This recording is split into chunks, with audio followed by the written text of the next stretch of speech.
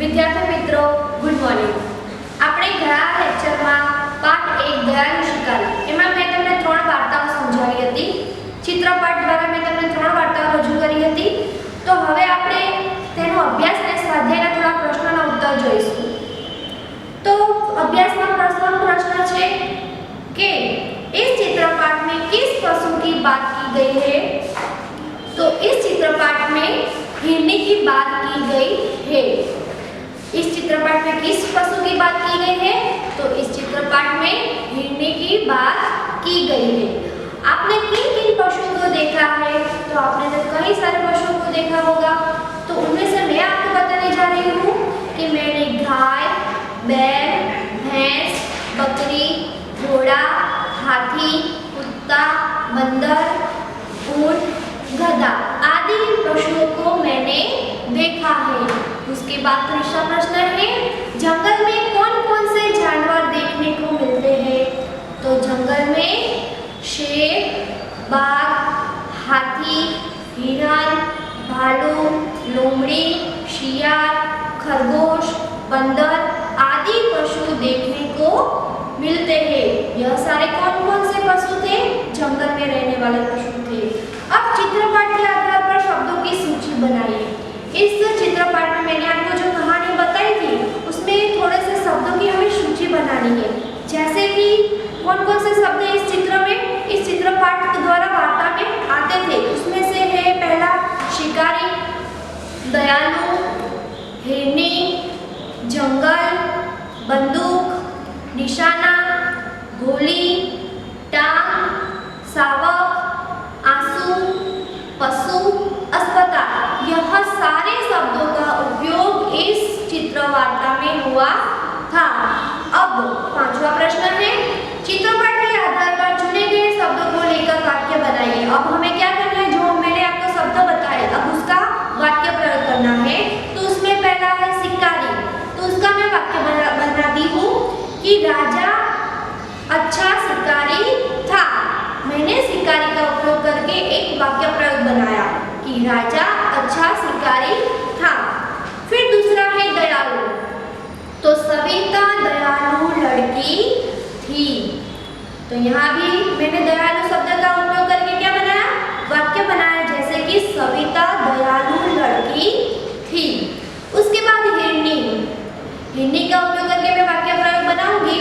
तो जंगल में हिरनी दौड़ रही थी। जंगल में हिरनी दौड़ रही थी। फिर बंदूक का उपयोग करके वाक्य बनाएंगे। तो शिकारी के पास बंदूक थी। शिकारी के पास बंदूक थी। निशाना का उपयोग करके हम वाक्य बनाएंगे। तो तुमने सही निशाना लगाया था। फिर गोली निशाने पर लगी। उसके बाद शावक शब्द का उपयोग हम इस चित्रवार्ता में हुआ था। शावक अपनी माँ के पास बैठा था। फिर आंसू, माँ की आंखों में आंसू थे। पशु, तो गाय दुधार पशु है। यहाँ पर भी मैंने पशु का उपयोग करके वाक्य बनाया कि गाय दुधार पशु है। अस्पताल, यहाँ शहर का नया अस्पताल है। अस्पताल का वाक्य प्रयोग मैंने किया कि यह शहर का नया अस्पताल है।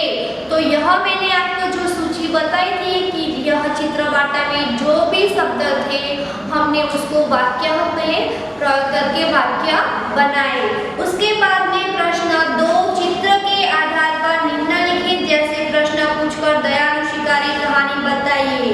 और मैंने आपको जो कहानी बताई थी दयालु शिकारी की उसके आधार पर हम थोड़े प्रश्नों के उत्तर की चर्चा करेंगे। उसमें पहला है पहले चित्र में हिरनी क्या कर रही है? तो पहले चित्र में हिरनी दौड़ रही है। पहले चित्र में हिरनी क्या कर रही है? पहले चित्र में हिरनी दौड़ रही है। दूसरा प्रश्न है कि हिरनी जंगल में क्या क्या खाती होगी? हिरनी जंगल में क्या क्या खाती होगी? तो हिरनी जंगल में घास और पेड़ पौधे के पत्ते खाती होगी। हिरनी जंगल में घास और पेड़ पौधे के पत्ते खाती होगी। फिर तीसरा प्रश्न है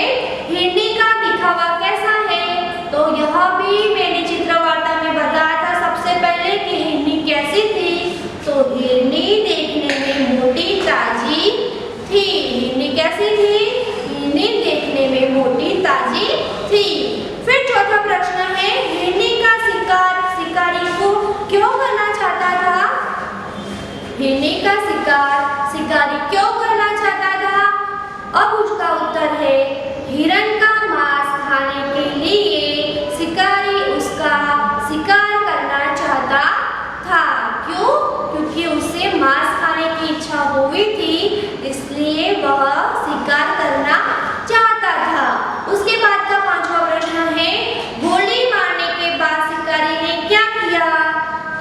गोली मारने के बाद शिकारी ने क्या किया? तो गोली मारने के बाद शिकारी हिरनी के समीप गया। वह उसने क्या किया?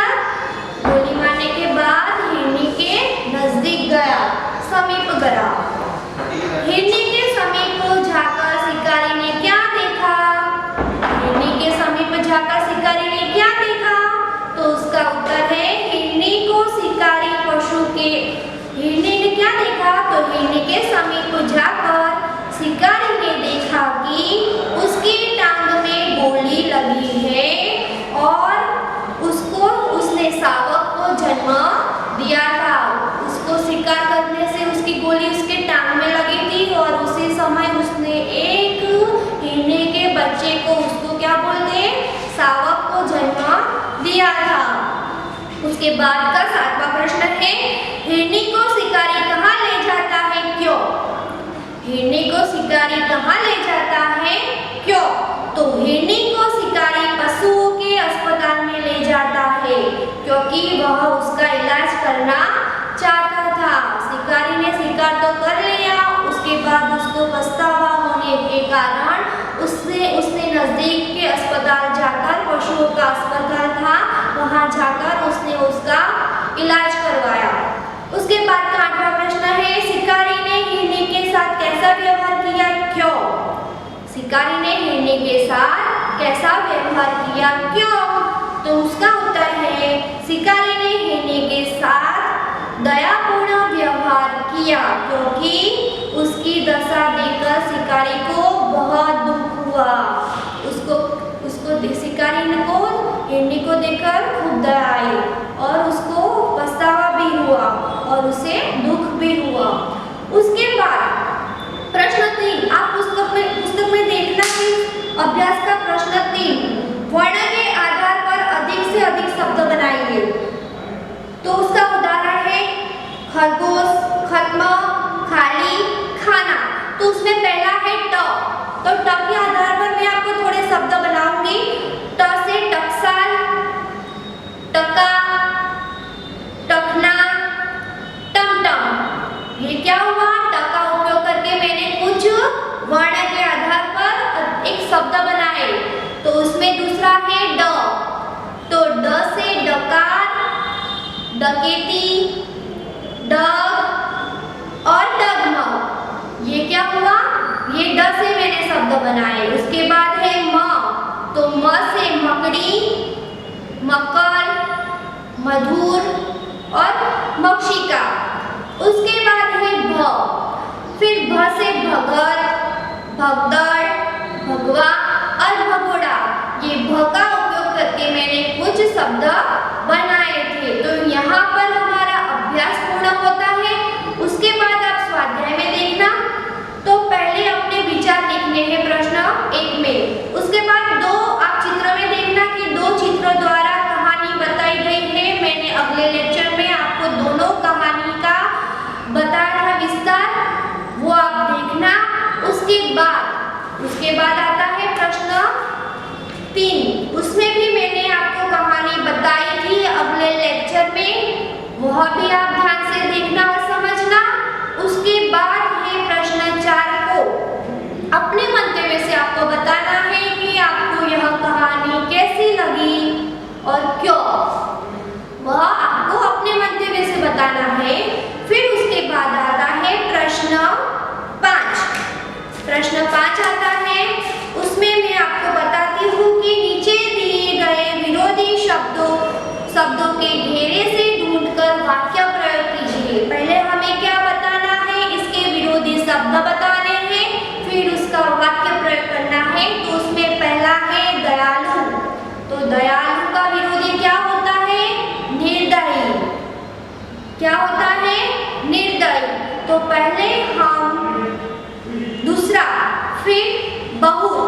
उसके बाद क्या है बहुत। तो पहले मैं आपको दयालु का एक वाक्य बताती हूँ। दयालु दयालु मनोज ने आहत चिड़िया को बचाया। दयालु मनोज ने आहत चिड़िया को बचाया।